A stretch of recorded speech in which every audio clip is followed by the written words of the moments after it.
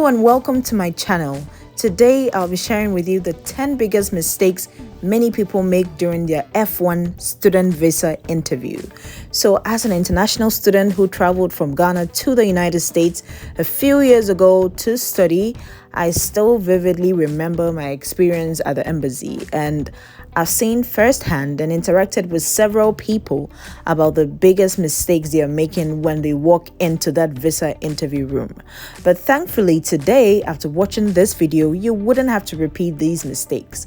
I'll give you practical examples for each point so you can identify exactly the type of mistake I'm referring to. So let's get right into it. 1 is talking too much. This is fast becoming a very common mistake among many visa applicants for the student category. So I went to the US Embassy for my student visa interview, and I can assure you that the whole interview doesn't take that long, maybe an average of about 5 to 10 minutes. And typically, there are a number of questions you'll be asked, you would need to be asked. So when you spend so much time on one question you've been asked, it means you're depriving yourself the opportunity to answer more questions, which will then mean that it might be harder to convince the consular that you truly deserve this student visa. So let me give you an example. Let's assume that you've been asked a question about which school you will be attending. Your answer could be as simple as, I will be attending Harvard University where I'll study mathematics. Full stop, end of sentence. Unless they ask a follow-up question about why you're choosing Harvard, please keep your answer as short and sweet as possible. And always remember that the consular doesn't have all day, and there could still be a lot more questions that he would want to ask you. So many people are making this common mistake, so just be mindful of that during your interview. 2 is answering questions you haven't been asked. So this is another very common mistake among many student visa applicants. I've had many experiences where prospective students feel the need and pressure to give more information than what have been asked. So for example, you're asked, what is your date of birth? And you answer with your date of birth, but then you add on that you're the second of 6 children in your family, or you're the eldest son in your family. The consular didn't ask you for your family history. So he or she only asks what your date of birth was. As simple as that. Unless as a follow-up, please don't feel an urgent need to keep talking. 3, saying things that aren't true. Another common mistake that many students are making. Every visa interview dwells on truth and nothing but the truth. The goal of your visa interview is not to try to impress the consular at the US Embassy, but to convince him or her that you've presented your case and you deserve a visa spot to study abroad. So please avoid saying things that aren't true with the hope that a consular will be impressed to give you the visa. If you give a false impression of yourself, it could work against you for sure. So really just be mindful of that. 4 is not rehearsing answers to possible questions. So you don't want to go to a student visa interview with no idea about the possible questions that you could be asked. And thankfully, due to the advent of social media, there's so much information around about how to prepare for your student visa interview. So preparation really is one of the most important things that you can do to help yourself. I've seen and heard many experiences of prospective students who go in totally unprepared because they get too complacent and they underrate the interview.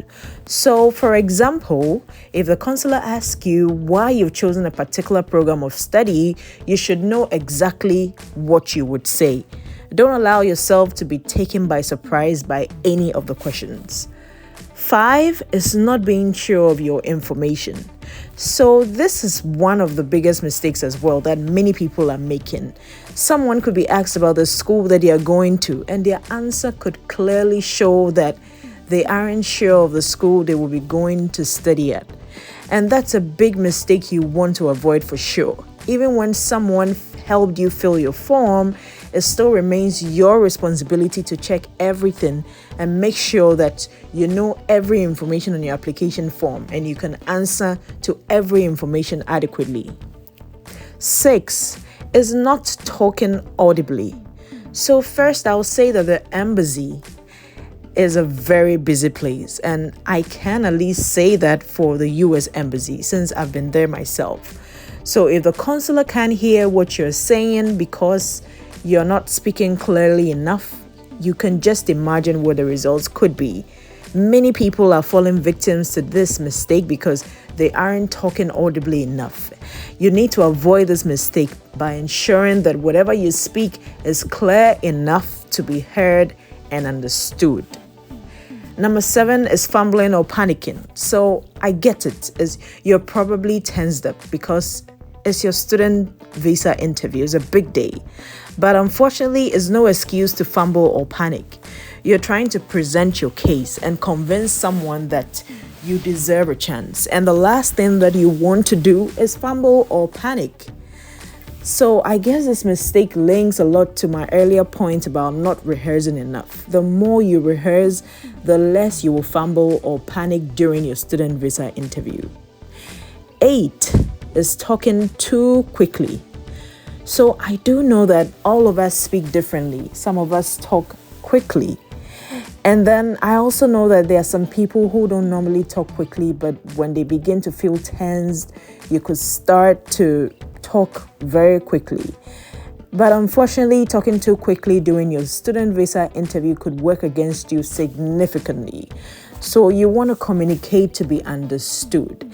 And if the consular can't fully appreciate the point you're trying to make because you're talking too quickly, then that could be a bad sign that you could be denied a visa. So just really take note of that.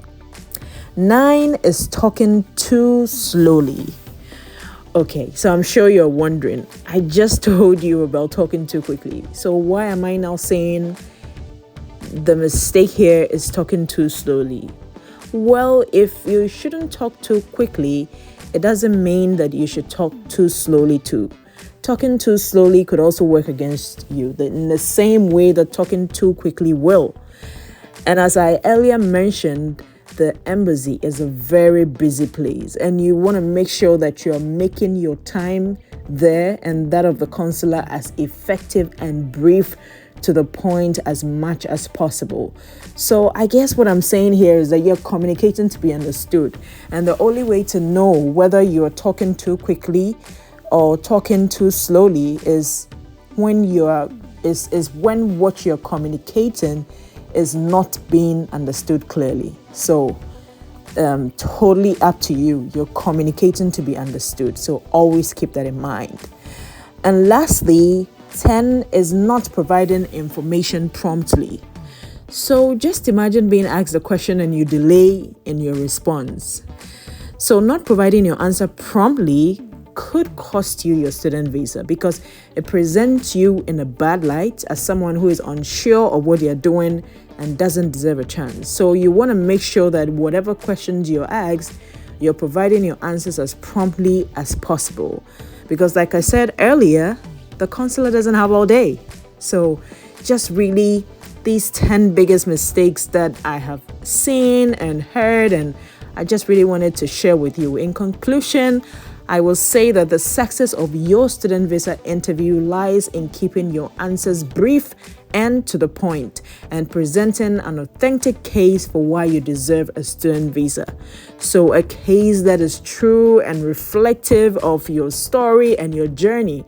And to be able to avoid these mistakes, you need to focus on building the true connections and letting the embassy know that you are intentional about your choices and you know exactly what you want, where you're headed in your journey, and even why you're headed there.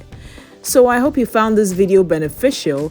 If you like this video, please give it a thumbs up, comment so I can hear from you, and subscribe to my channel for more about these helpful tips and more also about my journey so far. This is Obi. Thank you for watching, and until next time, keep staying positive and out of trouble. Bye!